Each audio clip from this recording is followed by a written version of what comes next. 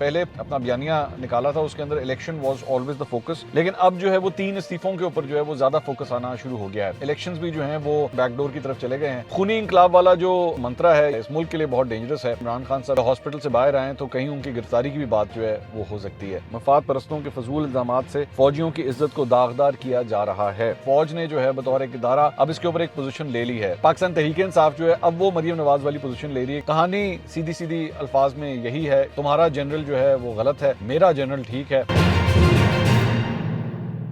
अस्सलाम वालेकुम नाज़रीन, मैं हूं मंसूर अली खान। अपने डिजिटल चैनल के ऊपर आपको खुशामदीद कहूँगा।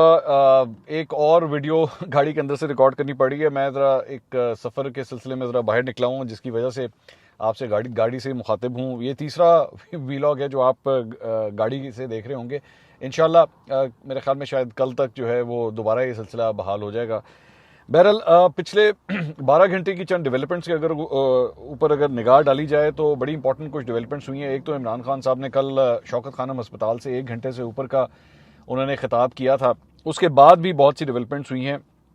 उस खिताब को तो हमने काफ़ी एवेल्यूएट किया था कि उसके अंदर क्या था और क्या नहीं था, लेकिन उसके अंदर 2-4 चीज़ें जो कुछ रह गई थी वो बड़ी इंपॉर्टेंट थी। एक तो अब उनके मुतालबात में इलेक्शन जो है ना वो ये लग रहा है कि किसी तरह मतलब पीछे चला गया है। पहले पूरा जो उन्होंने अपना बयानिया निकाला था उसके अंदर election was always the focus, लेकिन अब जो है वो 3 इस्तीफों के ऊपर जो है वो ज़्यादा फोकस आना शुरू हो गया है। और 3 इस्तीफों के अंदर भी जो है वो 2 सियासी रहनुमा हैं और एक जो है इस के अंदर एक सर्विंग आर्मी ऑफिसर है, DGC जिनका ओहदा है, उनसे अब डायरेक्टली जो है वो इस्तीफ़ा मांगा जा रहा है। लेकिन इसमें एक जो इम्पोर्टेंट पॉइंट है वो ये है कि इस मरतबा बग़ैर किसी सबूतों के, बग़ैर किसी बात के जो है वो इल्ज़ामात लगा दिए गए हैं, जो मैं पहले ही मैं कह चुका हूं कि आप जिस किस्म के इल्ज़ामात लगा रहे हैं ये आपको बहुत मुश्किलात का सामना हो सकता है। और कुछ हुआ भी ऐसा ही कि उन्होंने कल उसके बाद ISPR की जानिब से जो है वो बयान आया, पूरा रात लेट ये बयान आया, जिसमें ये कहा गया कि जी ये जिस किस्म के इल्ज़ामात लगाए गए हैं ये बड़े डेफेमेटरी हैं और फ़ौज की जानिब से जो है वो हुकूमत से मुतालबा किया गया है कि जी इस सिलसिले में जो है वो आप कानूनी कार्रवाई करें। अब हुकूमत की जानिब से क्या कानूनी कार्रवाई होती है ये देखने से ताल्लुक़ रखती है ये सारी चीज़। क्या हुकूमत जो है वो सद तक आगे जाने के लिए तैयार है, ये पोजीशन लेने के लिए तैयार है या नहीं। मेरा ख्याल में तो शायद हुकूमत के पास कोई ऑप्शन ही नहीं है, क्योंकि अगर एक इदारा जो है वो इतनी सीरियस पोजीशन अपनी ले रहा है इस सारे मामले के ऊपर, तो उसके बाद फ़ौज के पास जो है वो ज़्यादा गुंजाइश बचती नहीं है, हुकूमत के पास ज़्यादा गुंजाइश बचती नहीं है कि वो अपने आप को पीछे कर सके।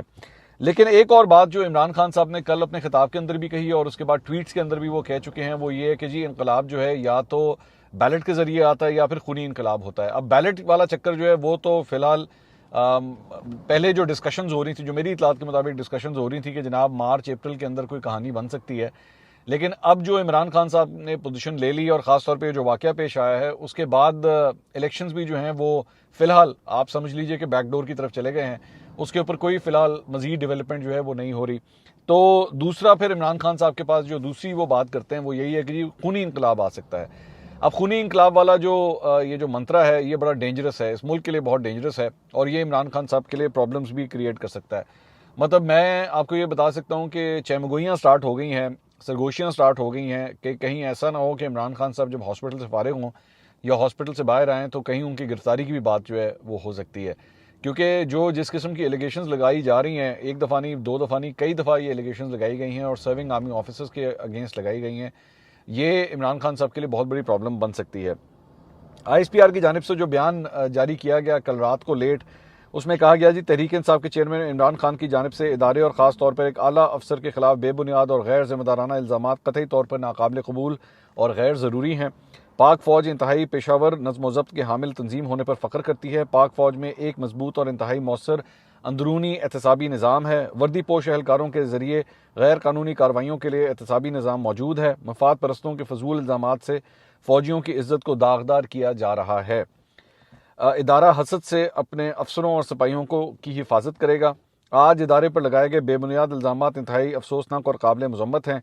किसी को भी इदारे या इसके सिपाहियों की बेइज्जती करने की इजाज़त नहीं दी जाएगी। इसको मद्देनज़र रखते हुए हुकूमत से दरख्वास्त की है कि वो मामलात की तहकीकात करे और बग़ैर किसी सबूत के इदारे और उसके अहदेदारों के खिलाफ हत्के इज़्ज़त और झूठे इल्ज़ामात के ज़िम्मेदारों के खिलाफ कानूनी कार्रवाई शुरू की जाए। सो इससे क्लियर कट ये बात जो है वो नज़र आती है कि फ़ौज ने जो है बतौर एक इदारा अब इसके ऊपर एक पोजीशन ले ली है। ये पहली दफ़ा नहीं है कि इदारे ने जो है वो इमरान खान साहब के ख़िलाफ़ एक स्टेटमेंट जारी की है। स्टेटमेंट पहले भी निकल चुकी है, जब इमरान खान साहब ने जो है वो एक आर्मी चीफ, सबसे पहले आर्मी चीफ की तैनाती के हवाले से कहा था कि जी ये लोग जो हैं वो किसी ऐसे शख्स को चीफ बनाना चाहते हैं जो उनकी चोरी को बचाए, चोरी को छुपाए और इनके खिलाफ कोई कानूनी कार्रवाई ना करे। उस वक्त भी ISPR की जानिब से एक स्टेटमेंट आई थी और उसके बाद दूसरी जो पोजीशन फौज ने ली थी वो तब ली थी जब DGISI ने एक्चुअली प्रेस कॉन्फ्रेंस की थी DGISPR के साथ। उस वक्त भी काफ़ी हद तक जो है जो लगने वाले इल्ज़ामात हैं उनके खिलाफ अपना एक बयान दिया था। बल्कि इससे पहले भी अमरीकी मरासले के ऊपर भी जो है वो DGISPR एक प्रेस कॉन्फ्रेंस कर चुके हैं जिसमें इमरान खान साहब की जानिब से जो लगाए गए इल्ज़ामात थे उनका बड़ा तफसील से जो है वो तस्करा किया गया था और उसके बाद अब जो है वो एक प्रॉपर प्रेस रिलीज जो है वो जारी की गई है।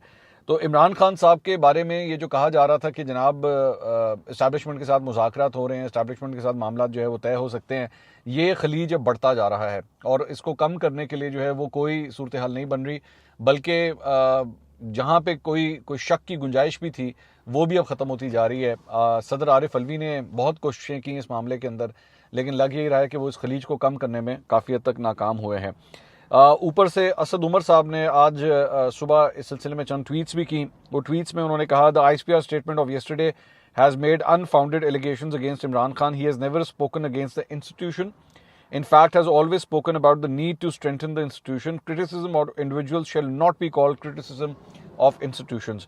अच्छा, ये जो इनकी आखिरी लाइन है ना, criticism of individuals shall not be called criticism of institutions, Maryam Nawaz ने जो है और नवाज शरीफ एक ज़माने में एग्जैक्टली यही पॉइंट ऑफ व्यू रखते थे जब वो उस वक्त आर्मी चीफ जनरल बाजवा और उस वक्त के ISI चीफ जनरल फैज़ के हवाले से जब बयानात देते थे और उस वक्त पाकिस्तान तहरीक इंसाफ जो है वो इनके ऊपर अटैक करती थी इस बात के ऊपर कि देखें जी ये जो है वो फ़ौज के इदारे को कमज़ोर करने की कोशिश कर रहे हैं, ये भारत का प्रोपेगेंडा है, ये भारत के कठपुतलियों के तौर पे काम कर रहे हैं, मोदी का जो यार है वो गद्दार है और इस किस्म की बातें उस वक्त वो किया करते थे।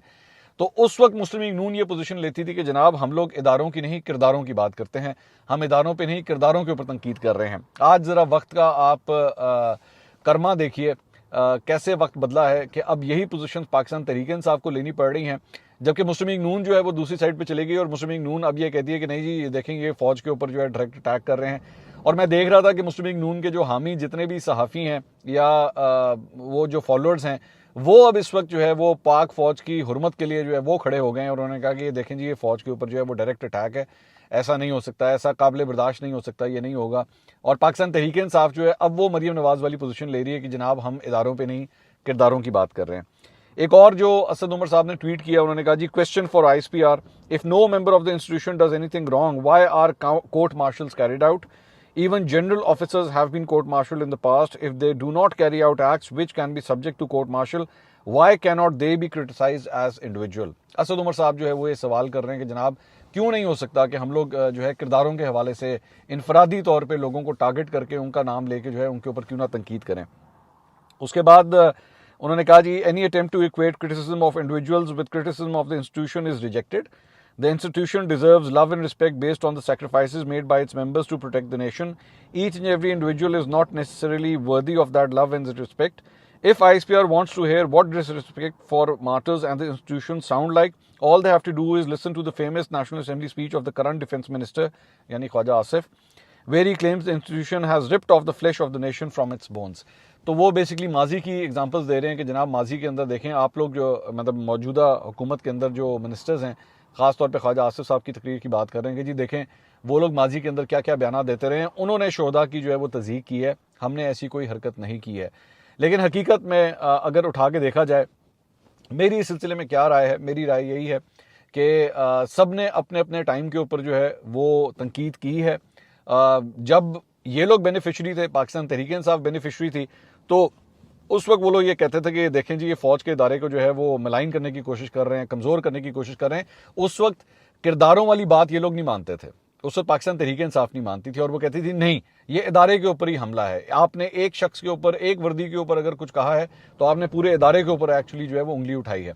लेकिन आज जब खुद ये सब कुछ करना पड़ रहा है तो इनको मुस्लिम लीग नून वाली पोजीशन लेनी पड़ रही है, और मुस्लिम लीग नून जो है उसने भी अपनी पोजीशन चेंज की। सो बेसिकली आप ये कह सकते हैं कि दोनों साइड जो हैं वो अपना अपना यू टर्न मार रही हैं, और अब वो अपनी जो पुरानी स्टेटेड पोजीशन थी उससे हटने की वो कोशिश कर रहे हैं। इससे पहले बल्कि मैं ये दिखाना चाहूँगा, मरीम नवाज़ ने एक्चुअली माजी के अंदर जो है इस सिलसिले में ट्वीट भी किया था, जिसमें उन्होंने जनरल फैज़ के हवाले से उसको तनकीद की थी। उन्होंने कहा था कि it also makes evident how individuals as General Faiz Hamid not only violate the sanctity of their oath but also in doing that bring a bad name to the revered institution of the arm forces that resultantly has to bear the brunt of personal ambitions. कहानी सीधी सीधी अल्फाज में यही है कि तुम्हारा general जो है वो गलत है, मेरा जनरल ठीक है, और दोनों साइड जो हैं वो यही अपनी पोजीशन लेती रही हैं। जनरल फैज़ के हवाले से जो है वो माजी के अंदर बहुत कुछ कहा गया है, जलसों में कहा गया, ट्वीट्स के ज़रिए कहा गया। सिर्फ मरीम नवाज़ ने नहीं, नवाज़ शरीफ ने, बल्कि मौलाना फजलुर रहमान ने, सब ने अपनी अपनी पोजीशंस ली हैं। लेकिन जाहिर बात है आज ये लोग हुकूमत में हैं तो आज ये ऐसा करने का कुछ सोच भी नहीं सकते। बल्कि आपको अगर याद होगा कि आसिफ अली जरदारी ने एक्चुअली एक प्रेस कॉन्फ्रेंस के आखिर में जाके एक दफ़ा इसी तरह की बात कही थी। एक सहाफ़ी ने उनसे पूछा था जनरल फैज़ के बारे में, तो उस वक्त आसिफ अली जरदारी ने ये बात कही थी कि जी वो तो अब खुडे लाइन हो चुके हैं।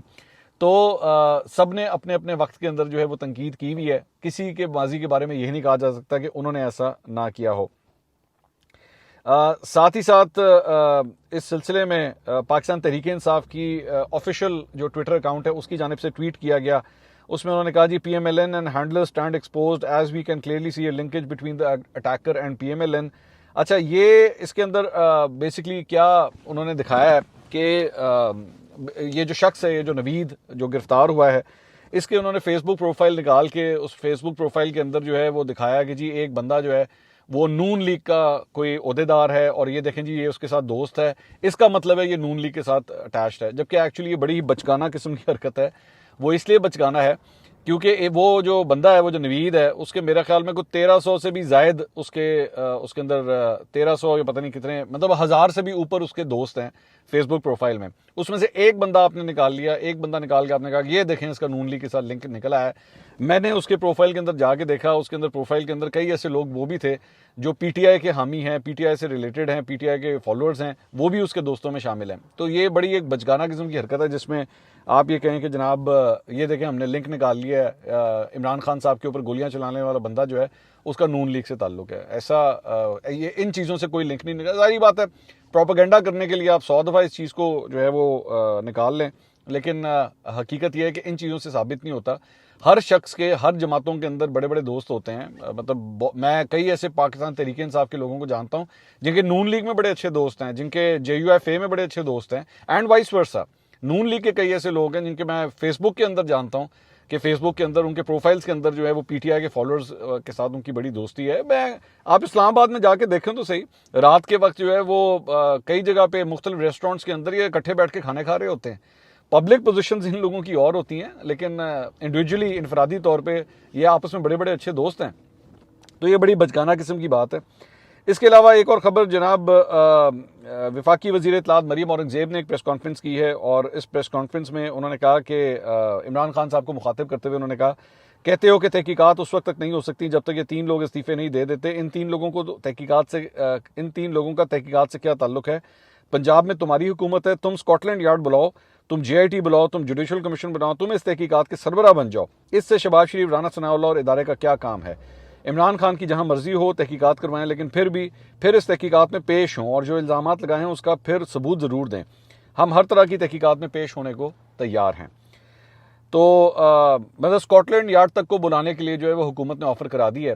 तो मैंने पहले ये बात की थी कि इमरान खान साहब एक बंद गली के अंदर दाखिल हो रहे हैं इल्ज़ामात को लगा के, लेकिन जारी बात है उनका फॉलोअर नहीं मानेगा। उनका फॉलोअर यही कहेगा जी खान साहब ने कह दिया तो कह दिया, बात ख़त्म। जब कह दिया ना कि ये कसूरवार है तो ये कसूरवार है, क्योंकि ना हमने किसी अदालत को मानना है, ना हमने किसी इन्वेस्टिगेशन को मानना है, ना हमने किसी पुलिस को मानना है। हमने सिर्फ और सिर्फ इमरान खान साहब की अदालत को मानना है, जिसमें एक्सिक्यूशनर भी वही हैं, जज भी वही हैं, हर किस्म की अथॉरिटी उनके पास है। तो इमरान खान साहब अपने प्रोपेगेंडा के लिए जो है वो इस किस्म के इल्ज़ामात लगाएंगे और उनके फॉलोअर उसको मानेंगे भी। इसके अलावा एक और ख़बर ये है कि इमरान खान के वकील सलमान अकरम राजा ने आज तौहीन अदालत केस में सुप्रीम कोर्ट में इल्तवा की दरख्वास्त दायर कर दी है और उसमें मौक़िफ़ अपनाया गया है कि उनके मौक्किल यानी कि इमरान खान साहब अफसोसनाक वाक़े की वजह से अस्पताल में दाखिल हैं, इसलिए इस मुकदमे को फ़िलहाल जो है वो आगे कर दिया जाए। इसके अलावा एक और ख़बर ये है कि जनाब फ़ारूक हबीब साहब जो हैं उनके ख़िलाफ़ पाकिस्तान तहरीक इंसाफ के जो रहनुमा फ़ारूक हबीब साहब, उनके ऊपर फैसलाबाद में राना सनाउल्लाह के दफ्तर पर हमला करवाने का मुकदमा जो है वो दर्ज कर लिया गया है। फैसलाबाद के दफ्तर पर गुज़िश्ता रात हमले के ख़िलाफ़ कानूनी कार्रवाई शुरू कर दी गई है। हमले के ख़िलाफ़ दरख्वास्त जो है थाना समनाबाद में जमा कराई गई है। दरख्वास्त में कहा गया है कि PTI के सीनियर रहनुमा फ़ारूक हबीब और वारिस अजीज़ के इश्तियाल दिलाने पर 125 के करीब अफराद ने राना सनाउल्लाह के दफ्तर पर हमला किया। दरख्वास्त के मतन के मुताबिक इस दौरान मुश्तइल अफराद ने पथराव भी और किया और वो जान से मारने की धमकियाँ भी देते रहे। तो एक डेवलपमेंट जो है वो ये हुई है। इसके अलावा इमरान खान साहब पे जो कातलाना हमला हुआ उस सिलसिले में एहतजाज करने वाले PTI के रहनुमाओं के ख़िलाफ़ मुकदमात जो है वो दर्ज कर लिए गए हैं।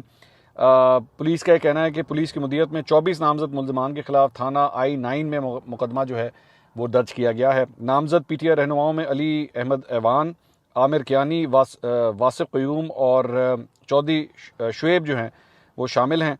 और इसमें बताया गया है कि मुल्ज़मान के पथराव से FC के 9 और पुलिस के 5 अहलकार ज़ख्मी हुए हैं। 30 अफराद को इस सिलसिले में गिरफ़्तार भी किया गया है। तो एक ये डेवलपमेंट है। इसके अलावा इमरान खान साहब ने कल हस्पताल में इब्तिसाम, वो शख्स जिसने नवीद को एक्चुअली पकड़ा था, उसको जो है उससे उन्होंने मुलाकात की है और उसकी एक्चुअली शर्ट के ऊपर उन्होंने साइन भी किए। वज़ीर आला पंजाब ने उसके लिए 25 लाख रुपए इनाम का जो है वो ऐलान किया है। और जो शख्स जाँ बहक हुआ था PTI का जो एक फॉलोअर था कारकुन मौज़म गोंदल, उसके अहल खाना को जो है 50 लाख रुपए देने का ऐलान किया है।